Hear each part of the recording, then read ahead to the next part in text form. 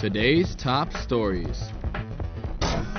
United Nations Secretary General Ban Ki-moon said yesterday that Iran must assure the international community of the peaceful nature of its nuclear program.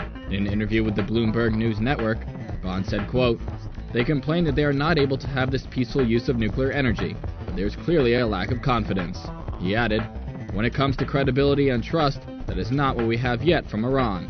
Iran, which has defied UN Security Council demands to halt its uranium enrichment program, rejects Western accusations that its nuclear program has a military aim. In an interview with the Interfax news agency published today, the head of Russia's nuclear contractor, Atomstroiexport, said that the completion of Iran's first nuclear power plant was being delayed by Russian banks refusing to work with Tehran. Atomstroiexport head Dan Belenky said, quote, "The problems with financing exist because not all Russian banks are ready to work with Iran, and we have to find alternative options." Belenky did not name the banks and could not say when the 915-megawatt light reactor is now scheduled to go online.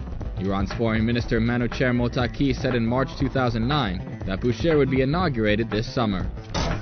In a statement that was released yesterday, the German Society for Threatened Peoples expressed concern about the steep rise in the number of executions in Iran on the eve of the presidential elections. According to that statement, just in 1 month of May of this year, 52 people were executed in Iran. The statement accuses the government of Iran of violating the rights of ethnic and religious minorities, and emphasizes that the majority of those executed in Iran last year were made up of repressed ethnic and religious minorities. Kamal Zido, the spokesperson for Middle Eastern Affairs, said further that most of orders of execution sentences in Iran were issued by special courts, following a speedy process. As an example, he mentioned the execution of 3 persons accused of being implicated in the bombing of a mosque in the southeastern city of Zahedan. The executions were carried out just 2 days after the bombing. These stories and more at televisionwashington.com.